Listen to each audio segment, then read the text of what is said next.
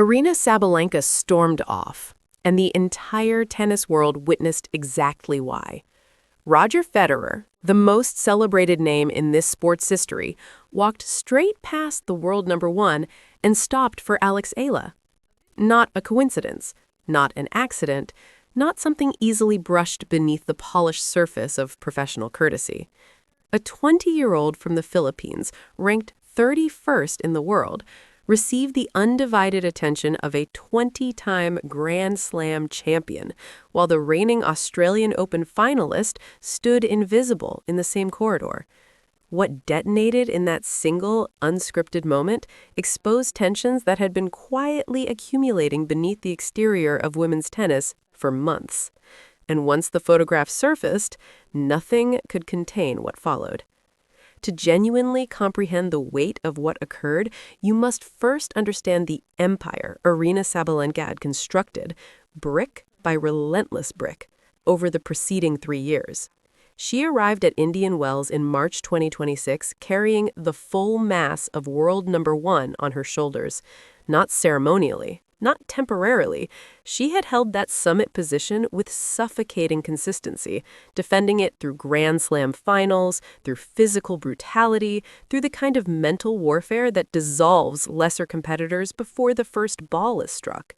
Her 2026 record entering Indian Wells stood at 13 wins and a single defeat, a figure that communicates dominance without requiring elaboration. At the Australian Open just weeks earlier, she had advanced to the final against Elena Rybakina, engaging in a match that many observers regarded as the finest hard-court contest of the calendar year's opening months. She lost from a position of apparent control, surrendering a 3-0 lead in the deciding set, and the defeat carved visible marks into her public composure. Press conferences afterward revealed a Sabalenka willing to express pain openly, speaking about her continued pursuit of a third Australian Open title with the raw honesty that had become both her signature and her vulnerability. She departed Melbourne carrying a wound. She arrived in the California desert carrying determination. Sabalenka's commercial footprint matched her competitive stature. Her Nike partnership generated visibility across global markets. Her personality, combustible, unguarded, ferociously competitive, had built a fan base drawn precisely to her refusal to manufacture serenity. When she won, she erupted with full-body celebration. When she lost, she absorbed the devastation without diplomatic cushioning. Authenticity, in an era of carefully managed athlete brands, had made her magnetic. But Indian Wells 2026 carried a specific atmospheric condition that no previous tournament had possessed. For the first time, Sabalenka was not merely contending with rivals ranked above or adjacent to her. She was contending with an entirely different category of challenge. A 20-year-old newcomer whose cultural gravity had begun pulling the sport's collective attention in a direction Sabalenka had never previously needed to defend against. Former ATP stars had already declared it publicly. On the Nothing Major podcast, Steve Johnson answered Sam Querrey's direct question, "Is Eala bigger than Sabalenka?" with a single, unambiguous syllable, yes. John Isner described Eala's crowd magnetism as operating at a scale that defied conventional ranking logic. The tennis world was not merely watching a rising competitor, it was witnessing a phenomenon. Sabalenka stepped onto the Indian Wells practice courts. The atmosphere received her as world number one, but something in the air had shifted, and she sensed it before any photograph confirmed it. Still here? Good, because what unfolded in that corridor redefined the meaning of star power in professional tennis. Roger Federer's presence at any tennis event still carries a gravitational force that transcends retirement. When he appeared at the Laver Cup fan zone in San Francisco during the 2025 edition, the roar from thousands of assembled spectators detonated with the same intensity reserved for active champions. He told Andy Roddick during their live podcast conversation that he remained deeply connected to the sport precisely because leaving it entirely felt impossible. In tennis, we forget the legends of our sport, he reflected. I always was a bit sad to not see the heroes. Federer attended Indian Wells 2026 in an ambassadorial capacity, present not as competitor but as institution. The fifth slam carries prestige worthy of his attention, and his history with the California desert includes 11 titles, making the BNP Paribas terrain that belongs partially to his legacy. His mere appearance in the players' area generates a specific electricity that no currently active competitor can replicate. Cameras redirect, conversations pause, corridors reorganize around his trajectory. On the afternoon that everything changed, Federer moved through the tournament facility with the unhurried confidence of someone who understands their own irreversibility. He exchanged embraces, accepted photographs with tournament officials, acknowledged familiar faces with the warmth that made him universally beloved throughout his competitive career. The corridor connecting practice facilities to the main stadium complex was populated with players, coaches, and tournament personnel navigating pre-match preparation routines. Sabalenka was among them, the world number one, preparing for her campaign, present in that corridor as champions are present, with purpose, focus, and the implicit expectation that a figure of her standing occupies specific recognition wherever she moves within the sports ecosystem. Then, Alex Eala entered the same space. What happened next was not orchestrated. It was not a publicized event or a scheduled interaction. It was the spontaneous, unscripted collision of a tennis legend encountering a player whose story had clearly penetrated his awareness deeply. Federer moved toward Eala with recognition and warmth, the particular warmth reserved for athletes whose narrative arc resonates with the standards he spent 20 years establishing. He stopped. He spoke with her. He requested a photograph, or agreed to one, and the moment was captured with the permanence that only digital documentation provides. Sabalenka observed this from within the same corridor, and then she left. Not slowly, not with diplomatic composure.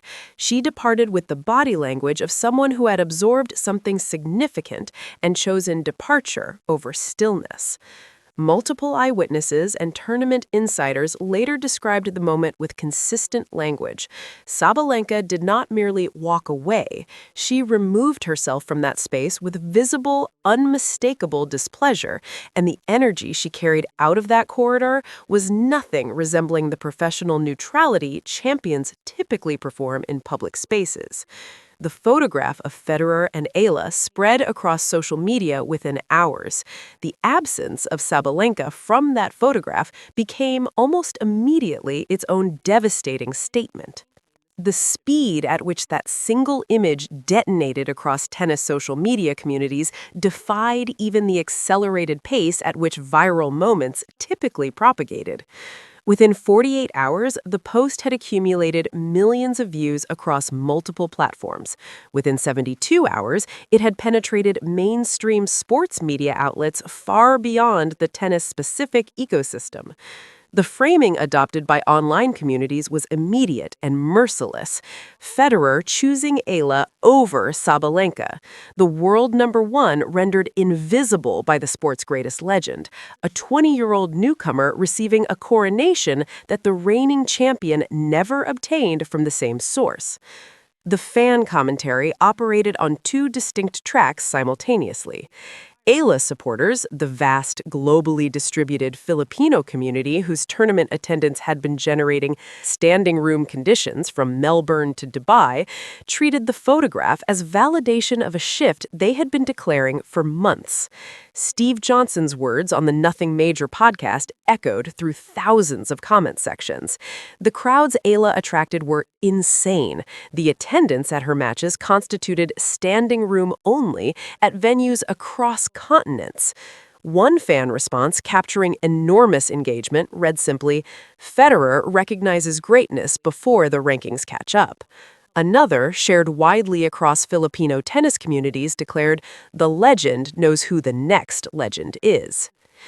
Sabalenka's supporters mounted a counteroffensive that was equally passionate and considerably more defensive in character.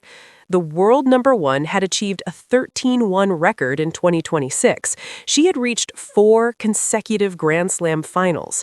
She possessed the kind of statistical consistency that defines generational excellence.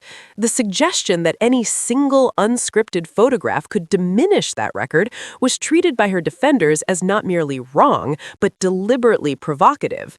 Martina Navratilova had recently delivered expert assessment of rising WTA stars, including Eala, and her commentary circulated alongside the photograph, amplifying the narrative that the sport's living legends were collectively pivoting their attention toward the Filipino phenomenon.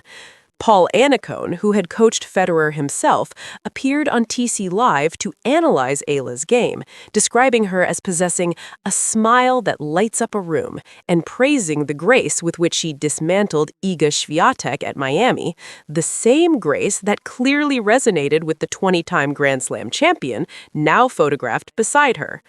The WTA Tour's own scheduling history fed into the controversy's escalating temperature. Tennis 365 had reported in February 2026 that tournament organizers had repeatedly scheduled Eala at strange times on smaller courts, despite her status as, in the words of one fan quoted prominently in their coverage, undeniably the most famous player currently participating. When Dubai finally placed her as the final match on center court, the report praised it as the organizers finally making the right call. Sabalenka had spent years as the undisputed main event. Now, the conversation questioned that designation, and a photograph with Roger Federer had crystallized that questioning into something impossible to dismiss. Then came the interview that accelerated everything.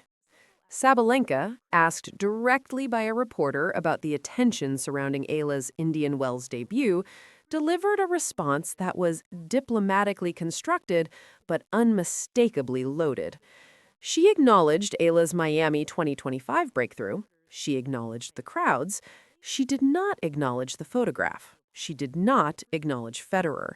She deployed the precise language of a competitor who has rehearsed the public handling of a subject they have no intention of addressing honestly in a public forum. That deliberate omission, the conspicuous gap where acknowledgement could have existed, told its own story, and the tennis world, practiced in reading the space between athlete statements, read it fluently.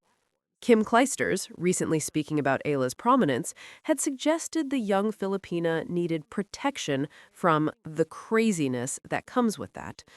Whether Clijsters anticipated the specific character of that craziness, a world number one visibly unsettled by the attention a ranked 31st player was absorbing from the sport's most iconic retired champion, remains unclear. But her caution proved prophetic in ways no one fully anticipated. The backlash directed at Sabalenka from the global Eala community was fierce, organized, and relentless. It occupied social media comment sections, tennis forums, and podcast discussions with the sustained energy of a fan base that had waited years for precisely this kind of visible recognition and was not prepared to allow it to be undermined by anyone, regardless of their ranking.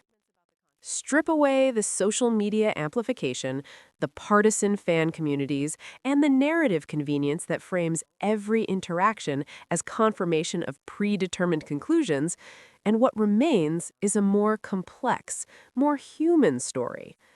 Aryna Sabalenka is not diminished by Alex Eala's ascent. The factual record makes this unambiguous. Her 13-1 record in 2026, her consistent Grand Slam final appearances, her ranking leadership maintained by margins that speak not to temporary fortune, but to structural superiority at the sport's competitive summit. When Coco Gauff faced Eala in Dubai, she produced a scoreline of 6-0, 6-2, demonstrating the gap between current WTA elite and a 20-year-old still developing toward that standard. Sabalenka operates at that elite level with accumulated experience Eala has not yet accumulated. But Federer's choice, and it was a choice, made in real time without protocol or scheduling, revealed something that rankings cannot measure and tournament victories cannot fully capture. Star power operates on a frequency distinct from competitive achievement. Naomi Osaka earned $57 million in endorsements during a year when injury restricted her to minimal competitive output. Emma Raducanu generated $16 million in sponsorship in a season when she played 10 matches. The commercial and cultural architecture of athletic celebrity does not require proportional on-court production. It requires narrative, marketability, and the particular quality that makes people in rooms, including rooms occupied by 20-time Grand Slam champions, actively choose to seek a moment of connection. Federer told Andy Roddick at the Laver Cup Fan Zone that he wanted Laver Cup to connect tennis history to its present and future. He always was a bit sad to not see the heroes, he reflected. When the players leave, I want them to feel super inspired, motivated. That statement illuminates the Eala photograph with clarifying precision. Federer did not photograph himself with Sabalenka not because he disrespected her achievements. He photographed himself with Eala because he recognized in her something he actively seeks to nurture, the next generation of heroes the sport will need when the current generation eventually departs. Paul Annacone, who shaped Federer's own game during their coaching partnership, described Eala as someone who reminds him of the qualities he most valued during that relationship: competitive grace, humble power, a smile that lights up a room. That framing, from the man who understood Federer's tennis most intimately, is not coincidental. The truth residing beneath this controversy is neither the brutal narrative Sabalenka's critics promoted, nor the complete dismissal her defenders demanded. It is a truth about transition, about the moment a sport begins redistributing its cultural weight toward a new center of gravity, even while the competitive order remains intact. Sabalenka won the 2025 U.S. Open. She reached the 2026 Australian Open final. She leads the WTA rankings by over 3,000 points. Nobody serious is proposing she has been dethroned, but thrones and spotlights do not always occupy the same location. Here is the final truth that nobody in tennis media has said out loud, and it changes everything about how you understand what just happened. Sport produces succession narratives with the same rhythmic certainty that seasons follow each other. Every era of dominance contains, coded within its peak, the announcement of its eventual replacement. This is not tragedy. It is the mechanism by which sports remain vital, each generation receiving the attention accumulated by the previous, absorbing it, transforming it, passing something larger to whoever follows. Roger Federer understood this principle more deeply than almost any athlete in tennis history. His retirement at the 2022 Laver Cup, the same London stage now preparing to host the 2026 edition, was constructed precisely around the act of passing something forward. He wept. Nadal wept beside him. The court held 20 years of rivalry, friendship, and shared history. And then Federer stepped off it, deliberately, choosing the context of legacy rather than the context of defeat. When he selected Alex Eala for that photograph at Indian Wells, he was operating from the same instinct, not dismissing Sabalenka, not delivering a verdict on competitive rankings, reaching toward the player whose narrative carried the specific charge of someone standing at the beginning of something enormous, the same charge he recognized because he had once carried it, walking onto courts where an established generation viewed him as the disruption they had not scheduled. Eala's story possesses dimensions that transcend the sport's existing star architecture.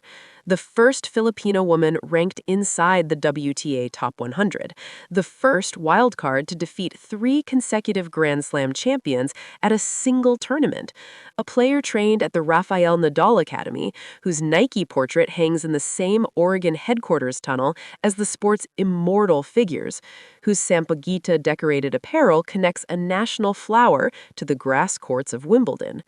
These are not merely biographical details.